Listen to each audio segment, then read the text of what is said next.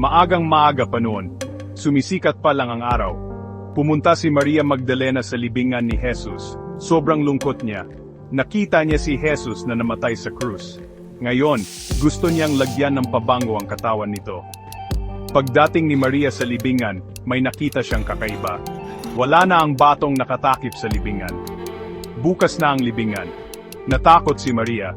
Tumakbo siya para hanapin sina Pedro at Juan, dalawa sa mga disipulo ni Jesus.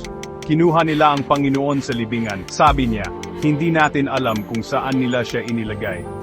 Tumakbo sina Pedro at Juan papunta sa libingan. Tumingin sila sa loob.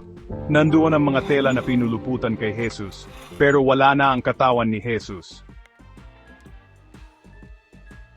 Napakalaki ng batong naigulong mula sa libingan ni Jesus. Maraming malalakas na lalaki ang kakailanganin para maigalaw ito. Pero isang anghel ng Panginoon ang bumaba mula sa langit at inigulong ang bato. Ang bato ay sumisimbolo sa bigat ng kasalanan at kamatayan. Ang muling pagkabuhay ni Jesus ay nangangahulugan na wala ng kapangyarihan sa atin ang kasalanan at kamatayan. Ang pagkagulong ng bato ay simbolo ng tagumpay ni Jesus laban sa kamatayan. Sa Mateo Kabanata 28, versikulo 2, sinasabi sa Biblia, at narito, nagkaroon ng malakas na lindol, sapagkat isang anghel ng Panginoon ang bumaba mula sa langit, at lumapit at iginulong ang bato, at umupo rito. Ang presensya ng anghel ay nagpapakita na may nangyaring milagro. Hindi lang basta nawawala si Jesus, siya ay nabuhay muli. Umiyak si Maria Magdalena sa labas ng libingan. Tumingin siya sa loob at nakita ang dalawang anghel. Tinanong nila siya kung bakit siya umiiyak. Kinuha nila ang aking Panginoon, sabi niya, at hindi ko alam kung saan nila siya inilagay. Pagkatapos ay lumingon siya at nakita si Jesus na nakatayo roon, ngunit hindi niya alam na si Jesus iyon. Sinabi ni Jesus sa kanya, "Babae, bakit ka umiiyak? Sino ang hinahanap mo?" Akala niya ang hardinero ito, at sinabi sa kanya, "Ginoo, kung ikaw ang kumuha sa kanya, sabihin mo sa akin kung saan mo siya inilagay, at kukunin ko siya." Sinabi ni Jesus sa kanya, "Maria." Lumingon siya at sinabi sa kanya sa wikang Aramaic, "Rabboni." Sinabi ni Jesus sa kanya, "Huwag mo akong hawakan, sapagkat hindi pa ako nakakaakyat sa Ama. Ngunit pumunta ka sa aking mga kapatid at sabihin mo sa kanila, ako'y aakyat sa aking Ama at inyong Ama, sa aking Diyos at inyong Diyos." Pumunta si Maria Magdalena at ibinalita sa mga disipulo, "Nakita ko ang Panginoon," at sinabi niya ang mga bagay na ito sa kanya. Kalaunan, nagpakita si Jesus sa kanyang mga disipulo sa isang nakakandadong silid. Ipinakita niya sa kanila ang mga sugat sa kanyang mga kamay at paa. Kumain siya kasama nila. Nakipag-usap siya sa kanila.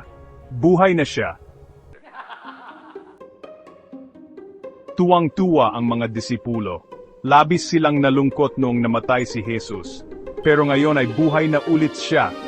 Ang muling pagkabuhay ni Jesus ang pinakamahalagang pangyayari sa kasaysayan. Nangangahulugan ito na ang kamatayan ay hindi ang katapusan. Dahil nabuhay si Jesus mula sa mga patay, maari tayong magkaroon ng pag-asa na mabubuhay din tayong muli. Sa Juan Kabanata 11, versikulo 25 hanggang 26, sinabi ni Jesus, "Ako ang pagkabuhay at ang buhay. Ang sinumang sumasampalataya sa akin, kahit na siya ay mamatay, gayon may mabubuhay siya, at ang bawat nabubuhay at sumasampalataya sa akin ay hindi mamamatay kailanman." Naniniwala ka ba rito? Ang muling pagkabuhay ni Jesus ay isang pangako sa lahat ng naniniwala sa Kanya. Magkakaroon tayo ng buhay na walang hanggan. Ang muling pagkabuhay ni Jesus ay nagbibigay sa atin ng pag-asa at kagalakan. Maari tayong maging masaya kahit na mahirap ang mga bagay-bagay dahil alam natin na buhay si Jesus at kasama natin siya. Sinasabi sa Roma, Kabanata 15, versikulo 13, "Ang Diyos ng pag-asa ay puspusin kayo ng buong kagalakan at kapayapaan sa pananampalataya, upang kayo'y sumagana sa pag-asa sa pamamagitan ng kapangyarihan ng Espiritu Santo." Dahil kay Jesus, may pag-asa tayo para sa hinaharap.